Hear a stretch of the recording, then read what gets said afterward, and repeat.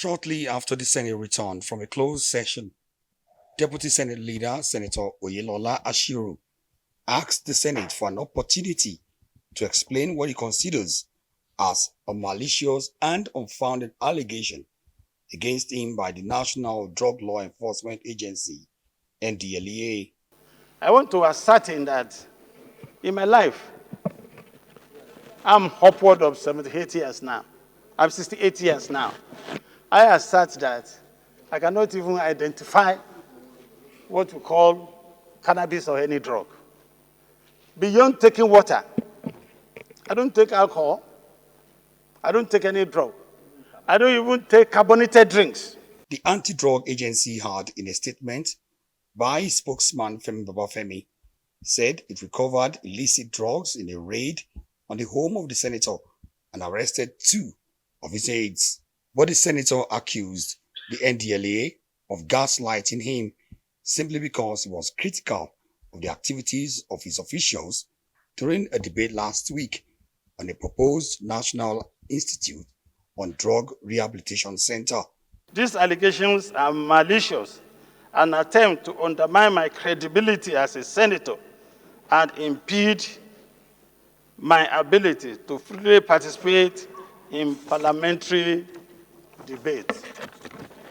Your Excellency, I am of opinion that for the protection of myself as a member of this Allegation chamber, for the protection of the Senate and other senators, we must do something about this. The Senate then set up an ad hoc committee chaired by Senator Einaya Abaribe, mandating it to invite the Ndlea to provide proof of his weighty allegation against the Kwara South senator.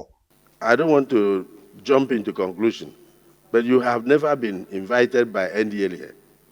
You have never been charged to court by Ndlea. Ndlea never said anything about you as a person. And we in the Senate, we see you as a gentleman to the core. You are not even somebody that takes alcohol. So these things, we must, my dear colleagues, we must take this issue very seriously, because injury to one is injury to all. The panel has 1 week to complete its assignment and revert to plenary. Omo Bazwai, Arise News. A bill seeking to establish the National Food Reserve Agency has killed a second reading in the Nigerian Senate. In his lead debate, sponsor of the bill, that's the food bill, Senator Saliu Mustafa, representing Kwara Central, says it will give legal backing to the already existing agency to boost Nigeria's agricultural output, control food prices, and reduce post-harvest losses often suffered by farmers. Now, the proposed bill received overwhelming support from lawmakers and subsequently passed for second reading. To further develop the agricultural sector by ensuring national food security and income through marketing and storage services, as well as addressing emergency food crisis.